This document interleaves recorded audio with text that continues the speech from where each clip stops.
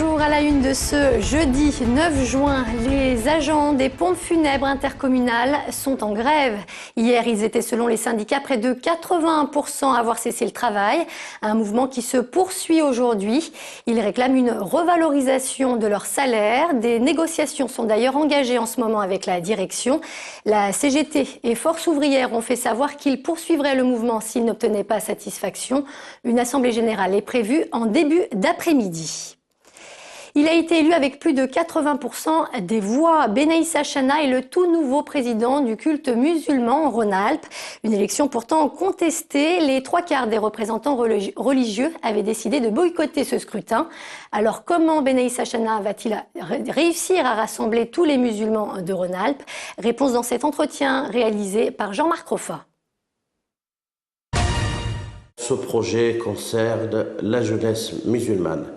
Et il faut fédérer ces jeunes musulmans à participer dans nos dialogues interreligieux, par exemple, rapprocher ces jeunes chrétiens et ces jeunes musulmans, ainsi que les jeunes juifs, à vivre ensemble, à réaliser des projets communs au profit de l'intérêt général.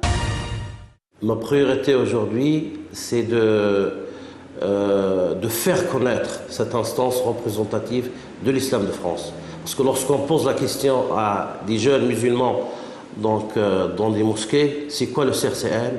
Donc on a des difficultés à trouver la réponse à cette question. Je tendrai ma main donc, à nos frères de l'UIF et de GMP ainsi que mon frère Kamal Kaptal, afin de discuter et de trouver une entente pour l'intérêt de l'islam de France et des musulmans de France. L'Université Lyon 2 sera-t-elle obligée de refuser des étudiants à la prochaine rentrée? C'est la question que se pose aujourd'hui la direction de l'établissement. À l'heure où les préinscriptions débutent à peine, certaines filières affichent déjà complet. Des centaines d'étudiants pourraient donc être contraints de se réorienter. On a regardé au maximum quels étaient les espaces, notamment les locaux qu'on pouvait constituer, les ressources humaines également. Et on avait identifié assez nettement les 4 secteurs qui étaient des secteurs difficiles: sciences politiques, sciences économiques, droit et psychologie. Moi, j'en veux pas tant à l'université, même s'il y a des choses qui pourraient être améliorées, mais j'en veux énormément au gouvernement. C'est une forme de sélection indirecte, c'est-à-dire vu qu'il y a un manque de financement, un manque de locaux, un manque d'enseignants y compris, on explique aux étudiants que paradoxalement, non, il y aura des critères restrictifs qui feront que leur choix de filière sera soumis à un certain nombre de critères. 10 millions d'euros, c'est le montant des arriérés de loyer que devra payer le Printemps. La fameuse enseigne située place de la République était en effet en conflit depuis 5 ans avec son propriétaire. La cause, une hausse excessive du montant du loyer, une augmentation qui dépasse les 500%. La justice a pourtant tranché en faveur d'ANF Immobilier. On ne sait pas pour l'instant si le Printemps va faire appel de ce jugement.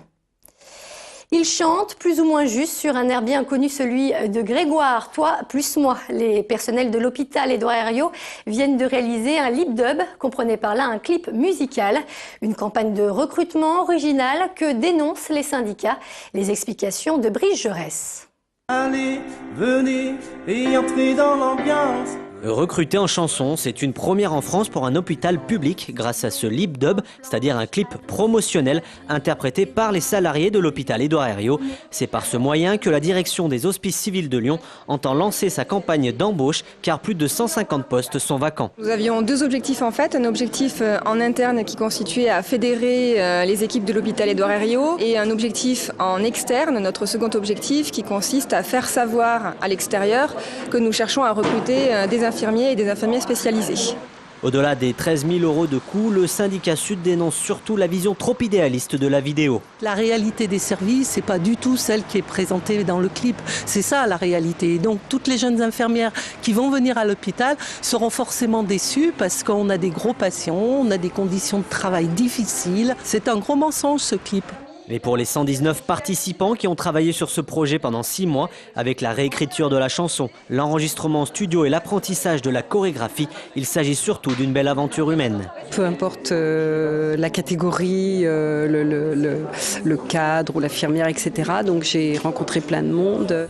Une vidéo diffusée sur le site des HCL ainsi qu'aux écoles d'infirmières. Ajoutée aux 2000 € de prime d'installation pour les recrues qui s'engagent 2 ans, les hospices civils de Lyon auront donc tout tenté pour attirer des candidats. C'est la fin de ce journal. Avant de se quitter, je vous rappelle qu'à partir de 18h42, vous aurez rendez-vous avec La Quotidienne. Philippe Montanet parlera ce soir notamment du marché de la mode vintage qui se déroulera ce week-end. À 21h, retrouvez Sandrine Audrin pour Mode d'emploi, une émission en direct consacrée à la création d'entreprises. Quant à moi, j'aurai le plaisir de vous retrouver dès 17h pour le 3 minutes chrono. Excellent après-midi sur TLM.